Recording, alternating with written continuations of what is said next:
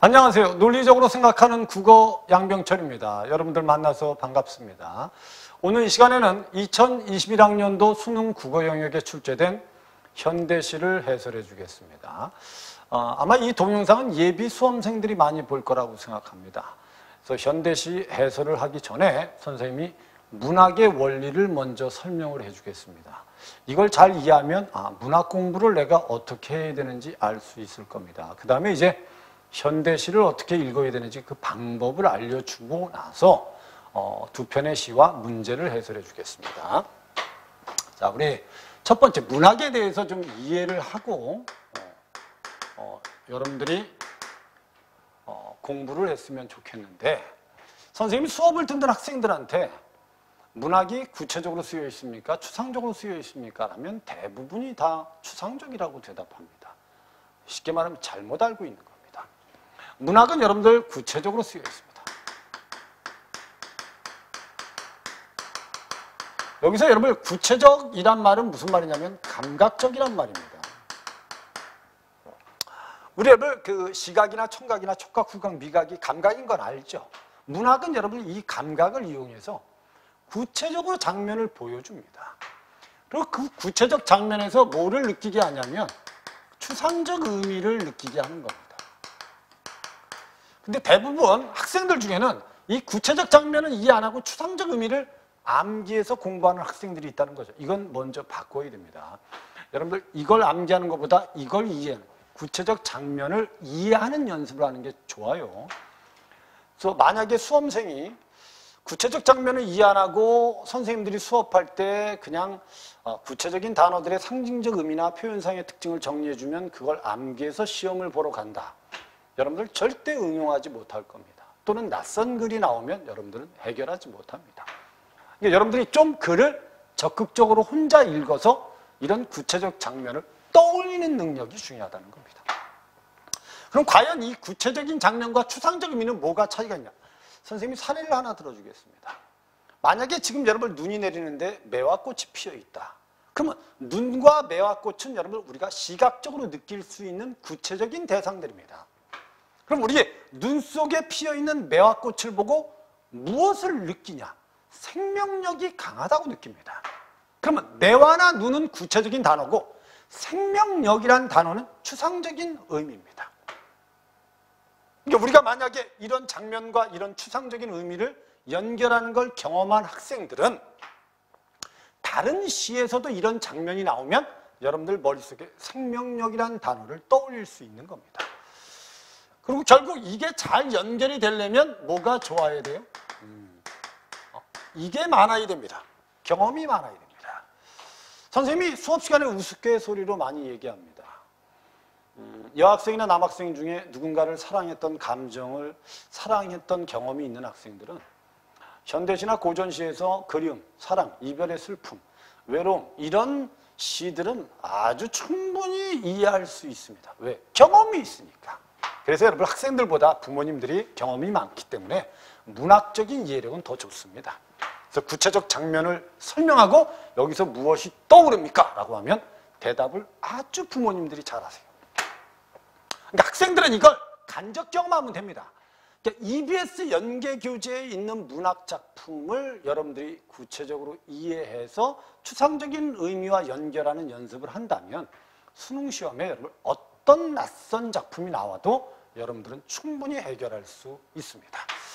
그래서 원래 문학이 여러분들 이건 꼭 알고 있어야 돼. 구체적 장면이 추상적 의미와 연결된 게 문학이다. 그럼 문학을 잘 하려면 얘를 먼저 이해를 잘 하셔야 됩니다. 시나 소설이나 수필이나 극문학이나 여러분들이 그 주어진 지문의 장면을 정확히 이해해서 중심 내용을 여러분들이 찾을 수 있다면 여러분 충분히 다 문제 해결할 수 있습니다. 그 다음에 여러분 시는 어떻게 되어 있냐? 시는 감정문학입니다. 이건 좀 알고 시를 읽었으면 좋겠습니다. 시는 감정을 표현하는 문학입니다. 이번 수능시험에 주로 나온 감정은 그리움이었습니다. 현대시나 고전시가나 다 그리움을 주된 정서라는 작품들이 나왔어요. 원래 여러분 우리 감정 중에 외로움, 이별의 슬픔, 그리움 됐죠? 이런 것들은 인간이 가지고 있는 가장 보편적인 감정들입니다. 그걸 시로 쓴다고 생각하시면 됩니다. 그 다음에 우리가 소설이나 극문학은 뭐죠? 갈등문학입니다. 선생님이 수업 듣는 학생들이나 가끔 상담하는 학생들한테 영화를 보면 뭘 봅니까? 라고 얘기하면 대답을 잘 못하거나 인물이요. 이러고 대답하는 학생이 있습니다. 근데 우리가 소설이나 또는 영화나 연극을 볼 때 우리가 꼭 명심하고 봐야 될 건 그 작품에 들어있는 갈등이 무엇인가를 봐야 됩니다. 그래서 그 갈등의 원인을 여러분들이 이해하면 주제를 이해할 수 있습니다. 우리가 소설의 구성 단계가 5단계인데 발단, 전개, 위기, 절정, 결말로 되어 있죠. 근데 발단은 인물 속의 배경 제시, 사건의 실마리 제시 이렇게 되어 있습니다. 그 다음에 발단으로 가면, 전개로 가면 갈등의 시작, 위기는 갈등의 고조, 절정은 갈등의 최고조, 결말은 갈등의 해소라고 되어 있습니다. 이제 결국 소설에서 가장 중요한 건 뭡니까? 갈등을 이해하는 겁니다.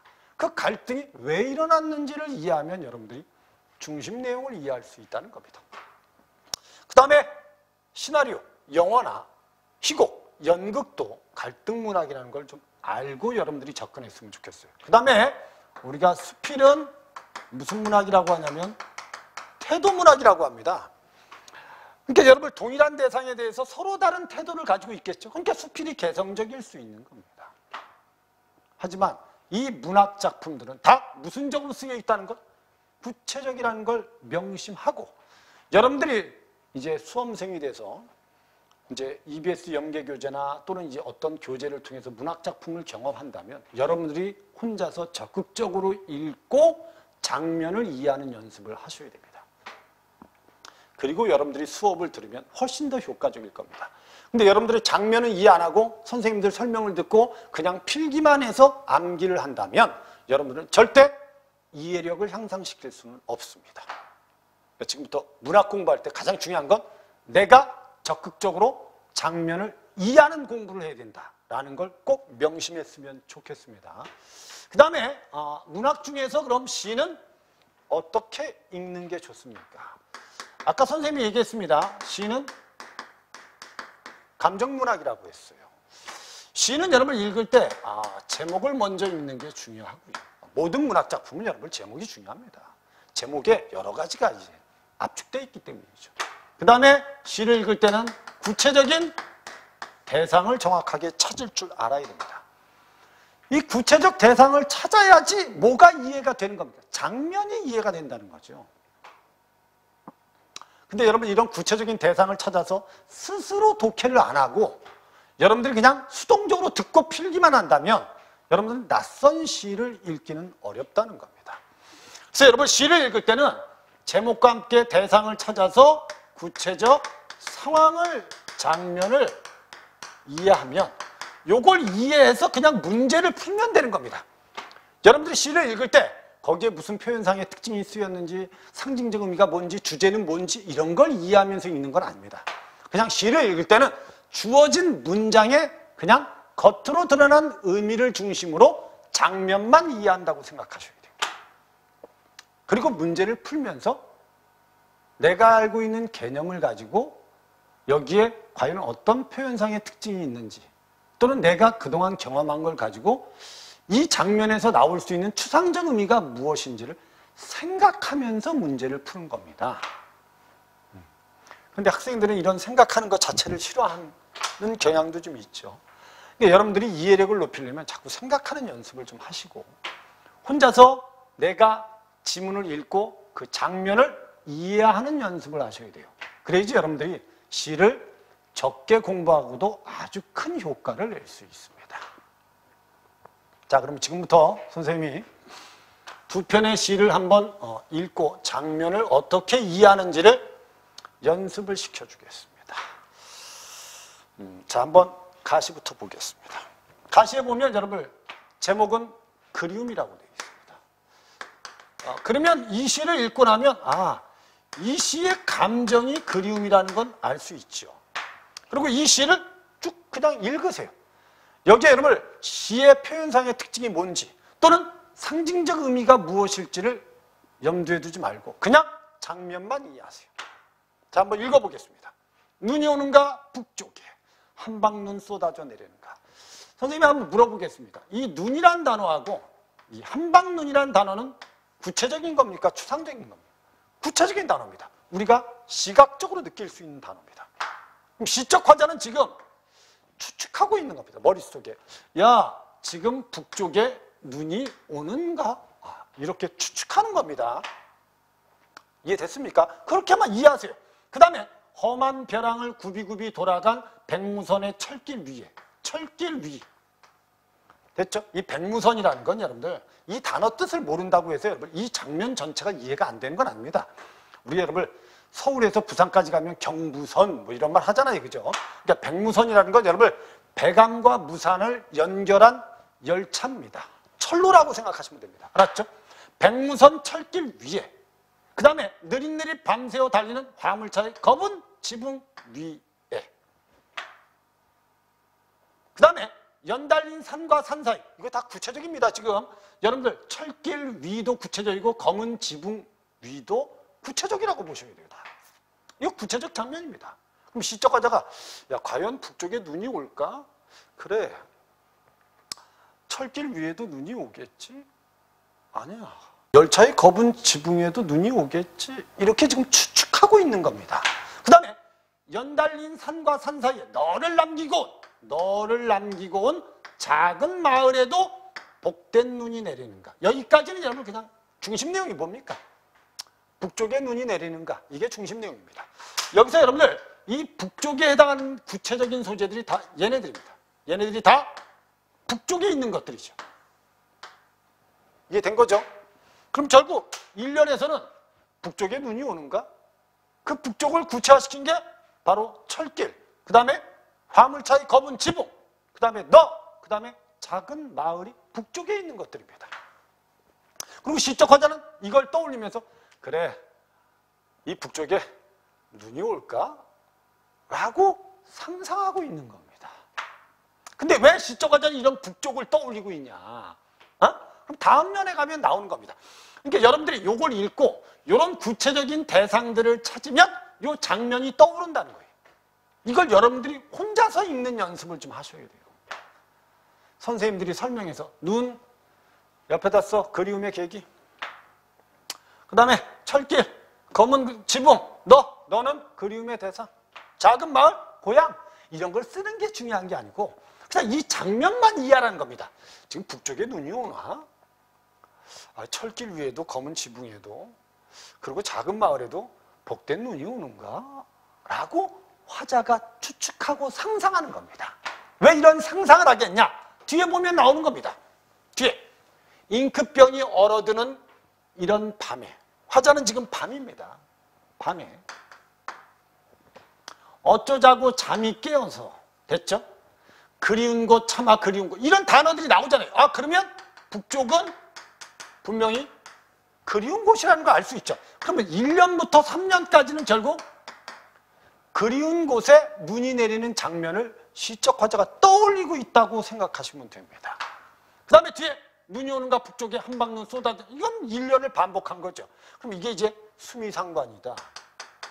이런 것들은 이제 여러분들이 이제 개념이 돼 있는 학생들은 그래 이 시엔 수미상관이 쓰였다 라는 게 이제 선택지에 나오면 빨리 구별할 수 있는 거예요.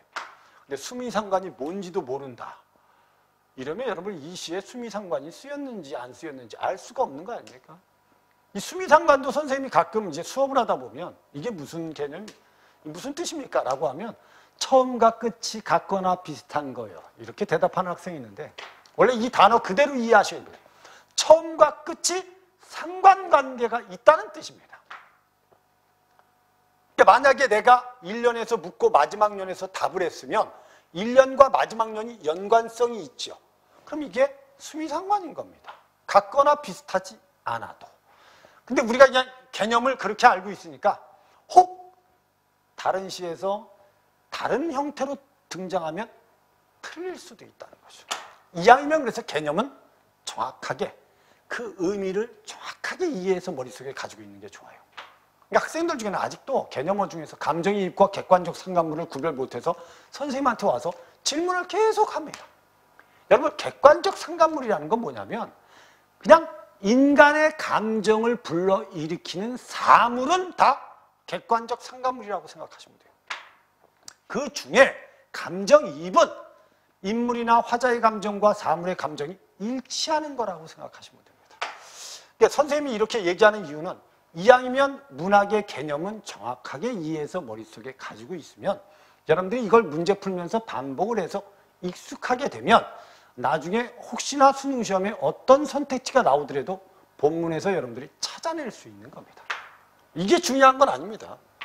근데 선생님이 지금 이걸 분석하면 이게 중요한 건 아닙니다. 수미상관이 쓰인 건 맞지만 더 중요한 건 여러분들 지금 봐, 시적 화자는 잉크병이 얼어드는 이 밤에, 추운 밤에 잠이 깼어요. 잠이 깨서 지금 어디를 떠올리고 있는 거예요? 북쪽을 떠올리고 있는 겁니다. 그 북쪽은 그리운 것입니다. 그리고 시적 화자는 무엇을 상상하고 있어요? 그 북쪽에 눈이 내리는 장면을 떠올리고 있는 겁니다. 이게 가장 중요한 장면입니다. 이것만 이해하고 여러분들이 그냥 문제로 접근했으면 좋겠다는 겁니다. 그럼 이 시를 다 읽고 나면 주된 정서는 제목에 있는 그리움이구나. 그래서 이 시는 결국 중심 내용이 뭡니까? 그러면 북쪽을 그리워하고 있구나 정도만 이해하시면 된다는 거죠. 이해된 거죠. 선생님이 수험생들한테 가끔 그래서 제발 시를 비문학 읽듯이 좀 읽어라. 비문학도 여러분 중요한 게 뭐냐면 글을 읽고 중심 내용을 이해하는 겁니다. 근데 여러분들은 지금 이 비문학을 읽으면서 중심 내용은 이해 안 하고 그냥 세부적인 것들을 다 머릿속에 기억해서 어떻게든 문제를 빨리 풀려고만 하니까 이해력이 안 좋아지는 겁니다. 그러니까 지금부터 내가 혹시나 이해력이 부족한 학생들은 한 지문을 공부하더라도 여러분 여러 번 읽어서 이해하세요. 그래야지 여러분들이 지식이 늘어나고 그래야지 이해력이 좋아지는 겁니다.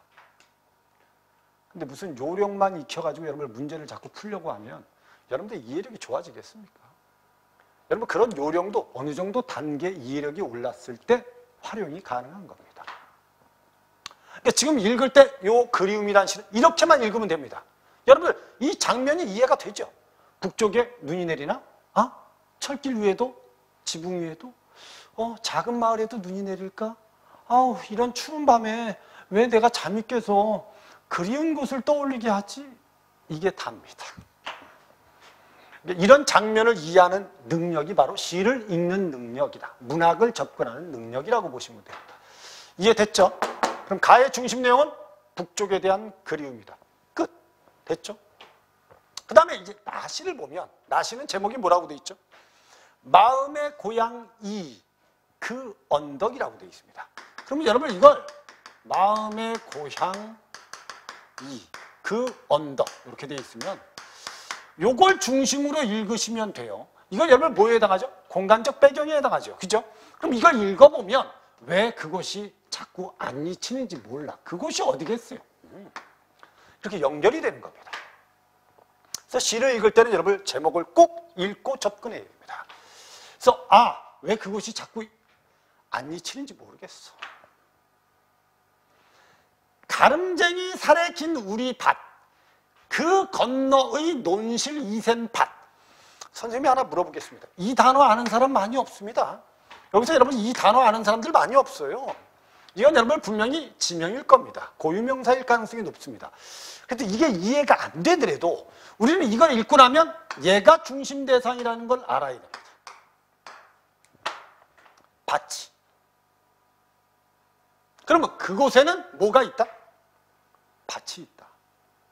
그러면 가름쟁이라는 곳에 살에 긴 우리밭도 있고 그 건너편에 논실 이센 밭도 있습니다. 됐죠? 그리고 가장자리에는 키가 작은 탱자 울타리가 쳐졌다. 얘가 무슨적인 단어죠? 다 구체적인 단어입니다. 그럼 여러분들 이걸 통해서 그곳에는 밭도 있고 탱자 울타리도 있구나. 요 정도. 그 다음에 훗날 나 중학생이 되어서 아침마다 콩밭 잇을 무릎으로 적시면서 그곳을 지나다녔지 라고 하면 그곳은 결국 내가 어린 시절에 중학교 때 학교를 오가면서 다닌 곳입니다. 그럼 이곳은 어떻게 보면 화자에게 아주 친근한 공간입니다. 이해된 거죠? 그 다음에 밑에 수수알이 꽝꽝 여무는 가을이 있어요. 수수알도 구체적인 단어입니다. 수수알이 꽝꽝 여무는 가을이었을까? 잘 모르겠다. 그 다음에 깨꽃이 하얗게 부서지는 햇빛 밝은 여름날이었을까? 잘 모르겠다. 가을인지 여름인지는 잘 모르겠지만 아랫내가 굽이치던 물길이 옆구리를 들이받아서 벌건 황토가 드러난 그곳이 있습니다. 그곳이 어디겠어요? 여기입니다. 여기. 그 언덕입니다. 이 옆에 여러분 물이 흘러서 옆에 흙들을 자꾸 이렇게 쓸어가니까 황토, 붉은 흙이 그냥 드러난 언덕입니다. 이해됐죠? 아, 가을이었을까? 여름이었을까? 옆구리 황토가 드러난 그곳. 그곳에 무슨 일이 벌어지고 있는지 잘 보세요. 허리 굵은 논실댁과, 논실댁은 아까 여기 논실이 있었죠? 지명입니다. 논실에서 논실이란 마을에 있는 아주머니 아니겠어요? 그래요? 논실댁과 그 딸들 영자 영숙이 수님이가 밭 사이로 일어섰다가 앉았다 하면서 커다란 웃음들을 웃고 있는 곳이 어디입니까? 그곳입니다. 그곳에 아까 뭐가 있었죠? 밭이 있었죠. 그럼 선생님이 여러분들한테 한번 제안할게요. 이게 장면을 한번 떠올려 보세요. 언덕이 하나 있어요. 그 옆에 밭이 있어요. 그리고 옆에 시냇물이 흘러요. 냇가가 있어요. 그 밭에서는 여러분 한 여인과 딸들이 밭농사 짓고 있어요. 이해된 거죠? 그 장면이 떠오르면 되는 겁니다. 그럼 결국 이곳이 어떤 곳이냐? 시적 화자가 과거에 경험했던 곳이고요. 알았죠? 이곳은 언덕이 있습니다. 거기 시냇가에 물이 흘러요. 그리고 밭에서는 결국 한 여인과 딸들이 밭농사를 짓고 있는 장면이 떠올라야 된다는 거죠. 그 다음에 그 뒤에 보면 나 그 아래 냇가에서 소 고삐를 풀어놓고 소는 이제 자유롭게 풀 뜯어 먹고 있는 겁니다. 소는 자유롭게 풀 뜯어 먹고 있는 거야. 그 다음에 어항을 놓고 있었던가 가재를 쫓고 있었던가 그건 잘 모르겠지만 과거를 회사하다 보니까 분명하진 않아요. 알았죠? 그래서 어항을 놓고 있었던가, 어항이란 말은 여러분 물고기 잡기 위한 항아리입니다. 그래서 물에다 이렇게 던져놓으면 물고기도 들어가면 이제 물고기 잡는 겁니다. 알았죠? 이게 결국 그물하고 비슷한 거죠. 어항을 놓고 있었던가 가재를 쫓고 있었던가 나를 부르는 소리 같기도 하고 사르르 무엇이 물살을 헤치는 소리 같기도 하여 언덕이 있으면 이런 소리가 들리는 거야. 그럼 지금 봐봐. 저 밭에서는 지금 논실댁하고 그 딸들이 밭농사 지으면서 막 웃고 있죠. 웃음소리가 들릴 거 아닙니까? 그리고 나는 그 아래 냇가에서 소 풀어놓고 물고기를 잡거나 가재를 쫓고 있어요.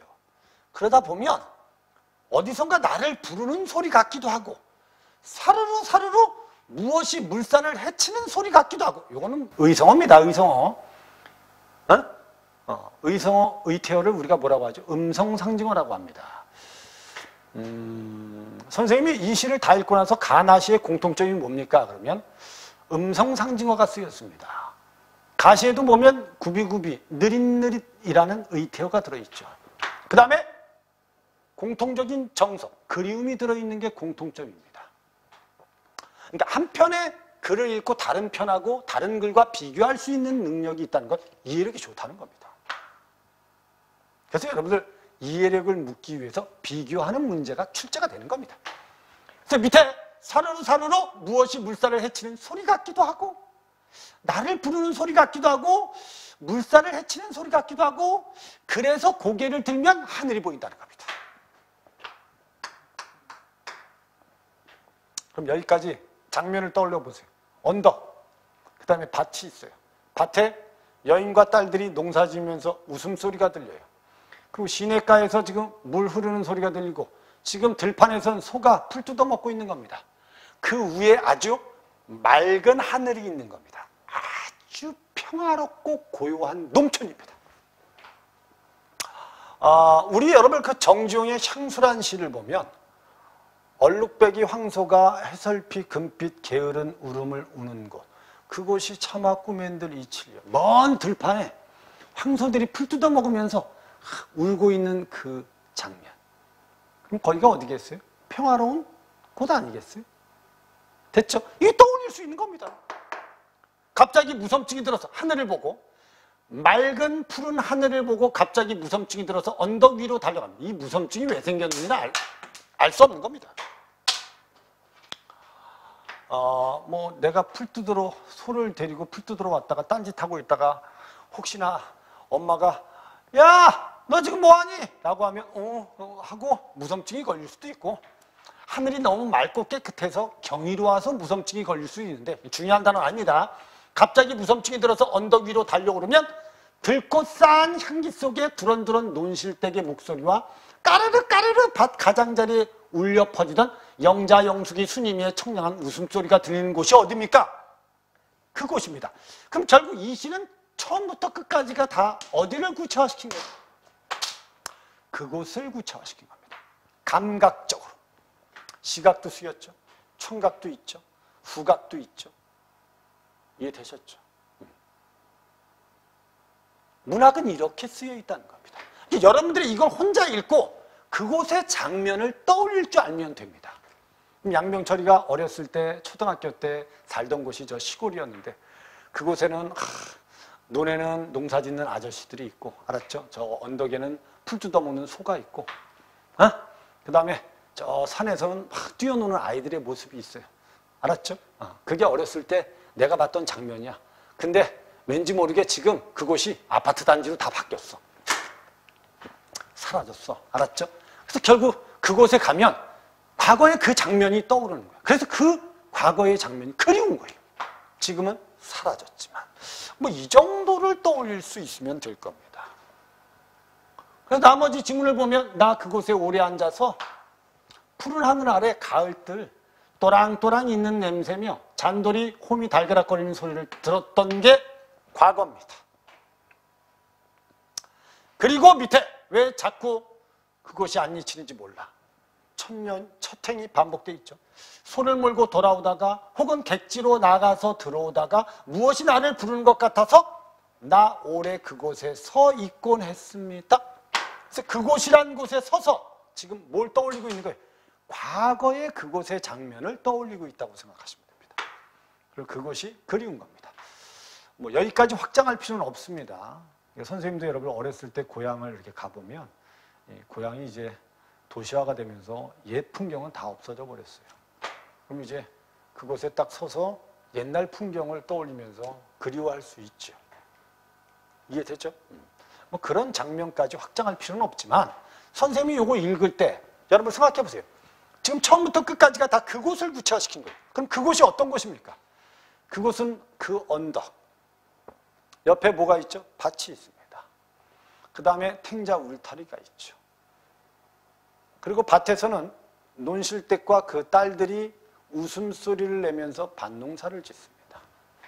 나는 소를 몰고 가서 소고삐를 풀어놓고 물고기를 잡았던지는 잘 모르겠지만 갑자기 어떤 소리가 들리면 나를 부르는 소리인지 아니면 물이 흐르는 소리인지 놀라서 고개를 들어보면 맑은 하늘이 있습니다. 그래서 언덕으로 뛰어 올라가면 논실댁과 그 딸들의 웃음소리가 들리는 곳이 바로 그곳의 풍경입니다. 이게 완벽한 한 편의 그림 아닙니까? 저 아주 평화로운 농촌을 그려놓은 그림. 그래서 여러분 문학이 구체적으로 쓰여 있다는 겁니다. 그 다음 장면을 볼까요? 중심 내용이 그럼 뭡니까? 이걸 다 읽고 나면 결국 옛 고향 또는 옛 농촌의 평화로운 풍경을 그리워하고 있다고 생각하시면 됩니다. 이게 뭐 화자의 고향일 수도 있고요. 또는 뭐 아닐 수도 있는 겁니다. 하지만 여러분들이 읽고 이 정도의 장면만 이해하고 문제를 풀어주면 됩니다. 그러면 여러분들 충분히 문제를 다 해결할 수 있습니다. 내가 혹시 추상적 의미하고 연결을 잘 못 시키든 개념이 좀 부족하더라도 이 장면 이해만 정확하면 어느 정도 수능 문제는 다 해결할 수 있다는 거예요. 아니 대학에서 여러분들 무슨 수험생들한테 시를 분석하는 능력을 묻겠습니까? 그냥 읽고 장면을 이해하는 능력을 묻고 싶은 겁니다. 이해되셨습니까? 그러면 가시는 장면이 뭐죠? 시적 화자가 추운 밤에 잠이 깨서 북쪽에 눈이 내리는 장면을 상상하고 있는 거고, 그래서 그 장면을 상상하면서 북쪽을 그리워하는 거고, 나시는 시적 화자가 마음의 고향인 그 언덕에 서서 옛 언덕의 모습을 떠올리고 있는 겁니다. 그 언덕의 모습에는 분명히 뭐가 있고, 밭이 있고, 탱자 울타리가 있고, 맑은 하늘이 있고, 시냇가가 있고, 소가 있고, 알았죠? 그 다음에 거기에 논실댁과 그 딸들의 밭농사 짓는 모습과 웃음소리가 있는 곳입니다. 그래서 그곳이 그립다. 이 정도로 정리하시면 될 겁니다. 이걸 선생님들이 설명한 걸 듣고 여러분들이 이해하려고 하지 말고 도전을 해보라는 거죠. 여러분들이 혼자 읽고 이해를 해보는 도전을 해보라는 겁니다. 그래야지 여러분들이 글을 혼자 읽고 해결하는 능력이 생깁니다. 그러니까 수업을 들을 때도 여러분들 효과적으로 들으려면 그런 도전을 하면서 수업을 좀 들었으면 좋겠다는 거죠. 자, 그럼 43번 문제를 한번 보겠습니다. 이 문제는 가에 대한 설명입니다. 오는가, 쏟아져 내리는가, 눈이 오는가, 눈이 쏟아져 내리는가 라고 변화를 줬어요. 다르게. 그래서 대상에 대한 화자의 뭐를 나타내는 상상을 떠올리는 거죠. 그죠? 추측을 표현한 거지 이걸 표현한 건 아닙니다. 눈이 오는가, 북쪽에 한방눈 쏟아져 내리는가 라고 자기의 상상을 표현한 거지 그 대상에 대한 거부감이라고 하면 안 되죠. 그리고 밑에 연에 보면 북쪽은 내가 그리워하는 작은 마을이 있고 너가 있는 곳이고 복된 눈이 내린다고 표현이 되기 때문에 거부감이란 단어는 나올 수가 없습니다. 돌아간 달리는과 대응을 했다. 대응은 짝을 맞췄다는 겁니다. 활용해서 두 대상 간에 조성되는 긴장감이 어디 있습니까? 철길, 돌아가는 철길 위에도 눈이 내리고요. 그 다음에 어디에도 달리는 열차의 검은 지붕에도 뭐가 내려요? 눈이 내려요. 그럼 이건 동일한 대상이라고 봐야 됩니다. 두 대상에선 긴장감을 느낄 이유가 없습니다. 우리가 가끔 이제 외국 영화들 보면 여러분들 아주 그 험한 산에 철길이 아주 위태롭게 철길이 있고 거기에 진짜 열차가 위태롭게 달리고 있으면 여기 긴장감이 좀 느껴질 수 있지만 이건 그게 아닙니다. 그러니까 화자가 지금 떠올리는 북쪽은 험한 벼랑입니다. 그래서 열차가 빨리 달릴 수는 없어요. 그러니까 열차가 천천히 이렇게 가고 있는 거고 그 위에 눈이 내리고 있는 풍경이기 때문에 이걸 가지고 긴장감을 느낀다는 건 말이 안 됩니다. 철길에서 화물차의 검은 지붕으로 묘사의 초점을 이동시킨 건 맞아요. 하지만 얘나 동일한 대상입니다. 그래서 정적인 이미지를 정적이면 여러분 움직임이 없어야 됩니다. 아주 고요해야 됩니다. 하지만 화물차는 천천히 움직이고 있다면 이건 정적이라는 단어는 틀린 겁니다. 동적입니다. 그 다음에 잉크병이라는 사물이 얼어드는 현상은 추운 거죠. 이걸 활용해서 화자가 처한 현실의 변화 가능성을 암시하고 있다. 아니 잉크병이 얼어드는 밤에 화자가 잠이 깨서 그리운 곳을 떠올리고 있는데 잉크병이 얼어드는 사물, 잉크병이라는 사물이 얼어드는 현상을 활용해서 화자의 처한 현실이 변한다? 그럼 얘는 화자가 더 혹독한 현실에 놓일까? 라는 걸 암시해준다? 아니라는 거죠. 여기서 여러분 잉크병이 얼어든다는 현상을 통해서 뭘 나타낸 겁니까? 화자의 외로움을 나타낸 겁니다. 이 추운 겨울에 여러분 갑자기 여러분 잠이 딱 깨면 외롭죠. 어두운 아주 밤에. 그러니까 외로우니까 북쪽을 그리워하는 겁니다. 무슨 말인지 이해됐습니까? 잠을 깬 자신에게 어쩌자고 잠이 깼니? 라고 하는 건 화자의 애달픈 심정이 들어있다. 이 답이 5번입니다. 이게 구체적인 장면이 떠올라야지 이런 문제를 쉽게 해결할 수 있는 겁니다. 이해된 거죠? 아니, 병철이가 내일 진짜 아침에 일찍 중요한 일이 있어요. 근데 잠을 푹 자야 되는데 갑자기 중간에 눈이 떠져서 잠이 안 오는 거예요. 그럼 병철이가 뭐라고 해요? 아우 해필이면 왜 이렇게 일찍 잠이 깨고 지랄이야. 이게 애달프죠. 그러니까 잠이 깬 자신에게 어쩌자고 라고 의문을 던져서 현재 상황에서 느끼는 안타까움, 애달픔이 표현되어 있다. 5번밖에 없습니다. 정답이. 그러니까 구체적 장면을 이해하면 이런 문제들이 충분히 해결이 된다는 거예요. 그러니까 장면 이해가 안 된다는 건 내가 읽을 줄 모른다는 겁니다. 만약에 진짜 어휘력이 부족해서 여러분들이 장면 이해가 어렵다면 그건 이제 설명을 들어서 이해하면 되지만 여러분 이 두 편의 시에 약간의 어려운 어휘들도 있지만 전체적으로 장면을 이해하는데 어려움은 없었다는 거죠. 그러니까 이 예비 수험생들은 내가 적극적으로 읽는 연습을 좀 하셔야 됩니다. 그 다음에 44번의 기억 미음에 대해서 적절하지 않은 걸 찾으라. 기억에 꽝꽝 얼었다. 꽝꽝 익어간다는 건 유년의 화자가 경험한 가을인데 가을의 열매들이 꽝꽝 얼고 있다는 건 단단하게 얼고 있다. 단단한 결실을 맺고 있다는 겁니다. 얼고 있다가 꽝꽝 여문다고 돼 있죠. 그죠? 그럼 이제 단단하게 익어간다는 거죠. 그럼 이 사람한테 가을은 단단한 결실이다. 이런 의미하고 연결시키는 게 경험입니다. 그 다음에 니은을 활용해서 냇가에서 놀던 유년의 화자가 누군가가 자신을 부르는 소리를 물소리로 느낀 경험은 없다는 거죠. 답이 2번입니다. 언덕에 있을 때 알았죠? 그 밑에서 나는 냇가에서 몰라 고기를 잡았는지 가지를 잡았는지는 모르겠지만 속옷비 풀어놓고 있는데 갑자기 어디서 소리가 들려. 근데 소리가 나를 부르는 소리 같기도 하고 물소리 같기도 하다라고 했지 자신을 부르는 소리가 물소리 같다고 느낀 적은 없습니다. 이건 장면 이해만 하면 되는 거 아닙니까? 그 다음에 디귿을 활용해서 유년의 화자가 순간적인 감동을 느낀 게 나오죠. 그죠? 그 바로 앞에 감탄사.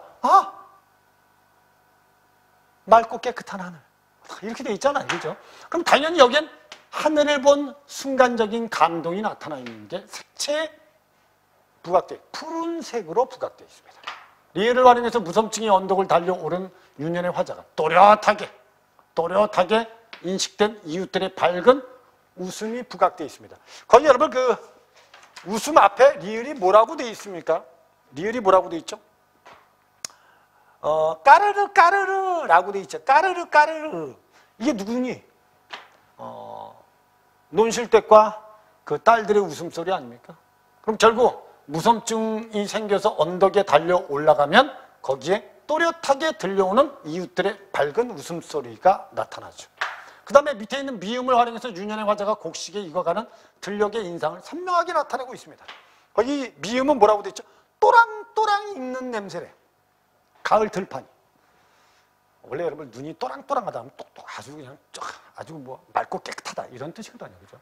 그러니까 어떻게 보면 미음을 활용해서 유년의 화자가 곡식이 익어가는 들녘의 인상을 또랑또랑 익어간다고 하면 아주 선명하게 표현한 거죠.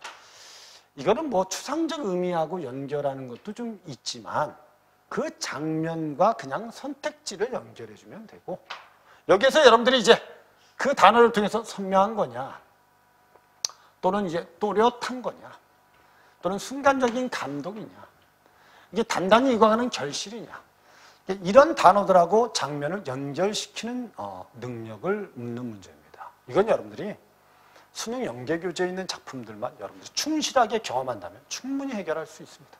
그 다음에 45번 문제는 늘 나오는 문제입니다. 예비 수험생들 중에는 이제 이런 경우가 좀 있겠죠. 이걸 먼저 읽고 시를 읽으면 편하지 않습니까? 선생님이 이렇게 얘기합니다. 그냥 편하면 그렇게 하라고. 근데 여러분 처음 공부할 때는 좀 어느 정도 여러분 내가 이해력을 쌓을 때는 그냥 시를 읽고 보기를 읽고 생각해서 문제를 푸는 연습을 하는 것도 좋은 겁니다. 근데 나중에 이제 어느 정도 익숙해지면 실전에서는 이걸 읽고 시를 읽어도 무방합니다. 그게 익숙해지면 마음 편한 방법을 써도 됩니다. 보기를 참고해. 보기 이용학과 이시영의 시에서 고향은 창작의 원천이래.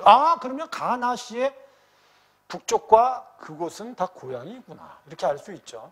이용학의 시에서 고향은 척박한 국경지역이래. 험한 벼랑이 대표적이죠.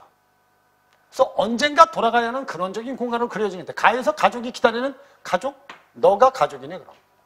궁벽한 가난한 산촌으로 표현되어 있대요. 그럼 북쪽이 여러분 험한 벼랑으로 되어 있죠. 거기에 산과 산이 연달아 있기 때문에 이게 척박한 땅이면서 가난한 산촌이 이 이용학의 고향이구나 이렇게 떠올리면 되고요. 이시영의 시에서 고향은 지금은 상실했지만 기억 속에 계속 되살아나는 공간으로 그려지는데 나에서 이웃들과 함께했던 삶의 터전이자 생명이 살아 숨쉬는 평화로운 농촌입니다. 그죠? 이게 이시영의 고향이네. 그럼 이 시를 읽고 나면 두 편 다 북쪽이 고향이고 그 다음에 마음의 고향 그 언덕도 고향을 그리워하는 거구나 라고 알 수 있다는 거죠. 이해됐죠? 그리고 이제 나머지를 정리하면 가는 한방눈으로 연상되는 겨울이 있어요. 그래서 북쪽 국경지역이라는 걸 알게 했고요. 원래 이제 북쪽이니까 여기 눈이 많이 내리잖아요. 그죠? 그 다음에 나는 햇빛을 받은 깨꽃에서 그려지는 여름의 이미지를 통해서 생명력이 넘치는 고향의 모습. 꽃들이 많이 피었다는 건 이 고향이 생명력이 넘치는구나를 느낄 수 있어요. 이런 연결은 여러분 경험을 통해서 하는 겁니다. 험한 벼락 너머 산 사이라는 위치를 통해서 산촌 마을인 고향의 궁벽함을 됐죠? 근데 결국 산 사이가 산과 산 사이에 있다는 건 여러분 아주 궁벽한 산촌 마을이라는 겁니다. 이해됐죠? 이걸 통해서 궁벽함, 이걸 통해서 산촌 마을. 속옷비를 풀어놓고 가재를 쫓는 모습은 아주 평화로운 거죠. 그 다음에 남기고 온 너를 떠올리면서 고향에 기다리는 사람의 대한, 밭 사이에서 웃던 이웃들 이름을 떠올리면서 고향에서 함께했던 사람들에 대한 그리움이 나타났다. 문제 없죠. 그 다음에 눈을 복된 것으로 인식함으로써 고향에 돌아갈 날에 대한, 나는 무엇이 부르는 것 같던 언덕을 회상함으로써 고향으로의 귀환에 대한 기대는 나타날 수 없죠. 가해도 여러분들 그래 언젠가는 고향에 갈 수 있겠지 이런 기대감. 나는 여러분 이미 사라진 고향입니다. 여기에서 여러분 고향으로의 귀환을 떠올린다는 건 말도 안 됩니다. 두 편 다 나타나 있지 않습니다. 그 다음에 가는 차마 그리운 곳이라는 표현을 통해서 근원적인 공간인 고향에 대한 애틋함이, 그것도 그냥 그리운 것도 차마 그립다면 애틋함이 나타나 있는 겁니다. 그 다음에 자꾸 안 잊히는지라는 표현을 통해서 내면에 존재하는 고향이 그냥 계속 떠오른다는 건 변함없는 애정을 가지고 있다는 겁니다. 요즘 여러분들 그 문학 문제 선택지들이 아주 길어지고 있습니다. 그래서 혹 내가 공부를 많이 했는데도 이 선택지를 읽다가 아차 하고 실수하면 틀립니다. 지금 여러분 이 선택지 읽을 때 집중력이 아주 중요합니다. 이해됐죠? 문제의 답은 그래서 여러분들 뭐가 답이다? 4번이 답이다. 이렇게 해결하시면 됩니다. 일단 두 편과 문제 해설은 여기까지 하겠습니다. 근데 선생님이 오늘 이 두 편을 해설하기 전에 문학을 어떻게 접근하고 어떻게 읽어야 되는지는 여러분들이 꼭 익히고 여러분들이 문학을 접근했으면 좋겠어요. 수험생들은 EBS 연계교재에 있는 문학작품이라도 꼭 공부를 했으면 좋겠습니다. 대부분의 수험생들은 그 연계교재조차도 다 보지 않습니다. 그러니 이게 연계교재에 있는 작품인지 낯선 시인지조차도 모르는 학생도 있다는 겁니다. 이 시에 가는 연계교재에 있는 시고 나는 없는 시입니다. 하지만 결국 두 편 다 여러분들이 혼자서 충분히 읽을 수 있는 시라는 겁니다. 그러니까 여러분들이 꼭 알아야 될 건 문학은 구체적으로 쓰여 있기 때문에 내가 대상을 찾아서 구체적인 장면을 이해하는 연습을 좀 힘들더라도 몇 번 하고 나서 여러분들이 좀 익숙해지면 그때부터 여러분 다양한 글을 집중해서 많이 읽는다면 여러분 혼자서 충분히 문학을 극복할 수 있습니다. 오늘 수업은 여기까지 하겠습니다. 수업 듣는다고 고생했고요. 선생님하고는 다음 작품 해설 시간에 만나도록 하겠습니다. 고생했습니다.